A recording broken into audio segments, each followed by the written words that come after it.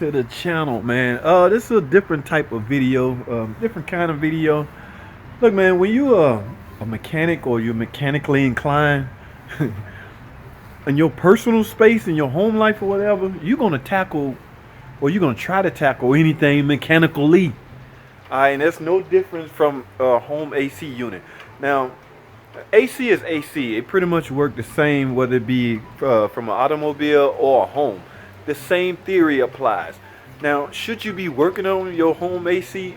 Maybe not, but you can at least get first-hand knowledge yourself on what you up against.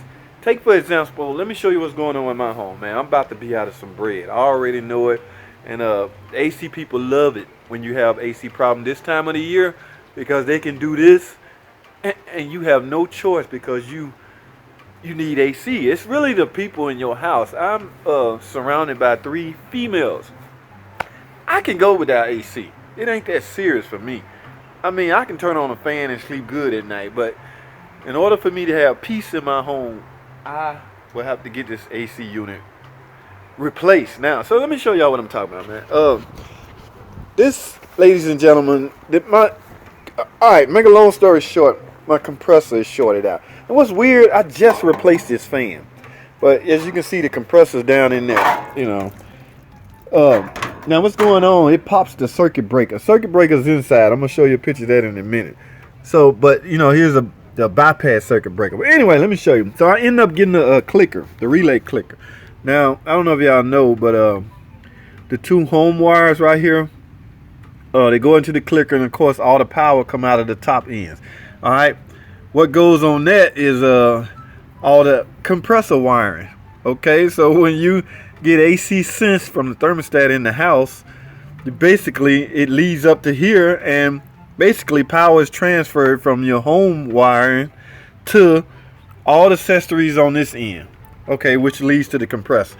Now, before, every time I would turn the well, I came out one day and the circuit breaker was popped. Why is it popped? Click, click, pop. Click, click, pop. Oh no, what is going on? So I get out here. By the way, all of this is a part because I was doing diagnostics. Man, you'd be surprised what kind of information you can find online on the internet. So I did my own diagnostic. But anyway, so I played the process of elimination. All right, like I say, I got 3 main wires going to the. Now I canceled out the fan being an option because, like I say, it's new, but you still should check it. But I end up taking one after the other off. But actually, this one right here, I took it off, go back in to trip the circuit breaker, pop. I take the other one off. Actually, I ended up taking go back all in of them off to stop the circuit breaker from popping. Okay, because one had slipped off and it was off anyway. So with all of these off, my dead short is gone.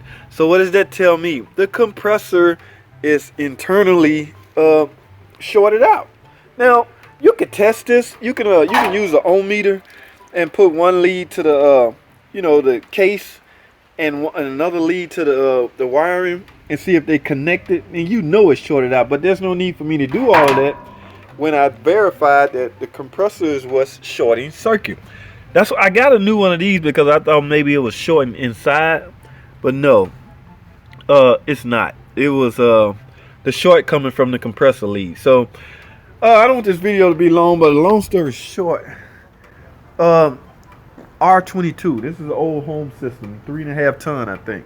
They phasing out R22, y'all. From what I heard, the EPA will make it illegal for R22 to even be produced in the United States. So what should I do? This can easily be repaired by replacing the compressor. I mean, look at this, man. I know some of you car mechanics, y'all going, man, I just replaced the compressor. And even I'm thinking the same thing. I mean, that compressor, getting it replaced and cut up and charged back and all that good stuff, they out of like $1,000 maybe. You know, because there's plenty R22 Rahim compressors, or I don't know if that's a Rahim compressor, but it can be done. But I'm wondering, like, is that more cost efficient, or is that even a smart thing to do? Because like I say, after January 1st, EPA will make it illegal to produce R22. So if you happen to need some, you're gonna be out of a lot of money. All right, because the part's gonna be expensive and the Freon is gonna be expensive. So should you just bite the bullet and go ahead and upgrade? Maybe so. That's what I'm gonna have to do. Now, I had Lowe's come by here and look it over, give me an estimate. You know, of course, they had to go upstairs and look at the evaporator and the heater unit. Look at the complete unit. They want to sell me a complete unit, like not just that. The whole. I understand. I'm in the car business. I understand. To cut out all risk and all liability, you want the whole thing, and so I get it. But I can't. $8,000. No. So I'm in the process of looking for homeboy hookups that that work in the AC field.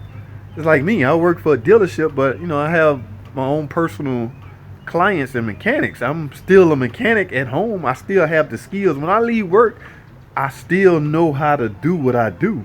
My knowledge don't stay at the job when I'm gone. So now I found a couple of people, man. Not as nearly as high as Lowe's, but like I say, I understand because they want to sell you a whole unit. Now, like I say, this is a 3.5 ton from what I heard, I guess, because this is y'all can see this is a ranch style house. There's no upstairs and no downstairs, so I guess you tend to get a bigger unit to cool the entire house off, as opposed to, let's say, my buddy, my neighbor over here. He have two 1.5 ton units, but see, this is a big house. He got upstairs and downstairs. It's not a ranch, so he have two units, one for downstairs maybe and one for upstairs. I get it, but his is R22, so we both in the same boat. But I'm almost certain there's no really need to just get rid of your system if it's working. I mean, you're gonna be forced to once your system break, but for now, if it's working, go with it all summer, man. Just the last thing you want is for it to stop working in the middle of heat season, because you're gonna be in panic mode by then, and by then they can go as high as $12,000. If your people inside your house want AC, you're gonna find $12,000. That's the position you don't want to be in. But again, if it's working, leave it alone. It's illegal. It would be illegal January the 1st, 2020 to produce R22. There's still going to be some out there. It's just going to be expensive. So I wouldn't get it done until my system actually breaks.